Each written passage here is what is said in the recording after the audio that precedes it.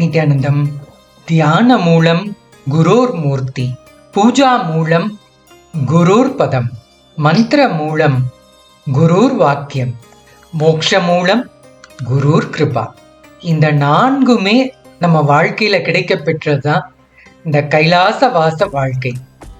தியானம் அப்படிங்கிறதே குருவினுடைய மூர்த்தி, அவருடைய வடிவம் தான். அதை தியானிச்சோம்னாலே போதும், நம்ம வாழ்க்கையில எல்லாமே கிடைக்கும்.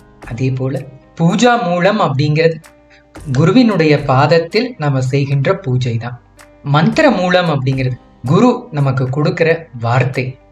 அதை நம்ம வாழ்க்கையா வாழ்ந்தோம்னாலே நம்ம வாழ்க்கையில மோட்சம் நிச்சயமாக கிடைக்கும். கருணாமூர்த்தி குருவின் கிருபை, அவருடைய கருணையும் அன்பும் கிடைக்கப்பெற்ற வாழ்க்கை தான் இந்த கைலாச வாச வாழ்க்கை. இந்த 4மே கிடைக்க பெற்றிருக்கோங்க.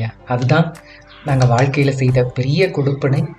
இந்த 4ஐயும் உங்களுடைய வாழ்க்கையிலும் அனுபவமாக பெற உங்கள் ஒவ்வொருவரையும் அன்போடு அழைக்கின்றோம் இந்த கைலாச வாச வாழ்க்கைக்கு.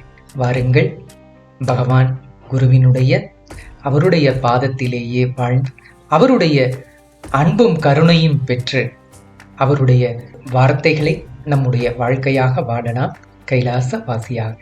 நன்றி. நித்யானந்தம்.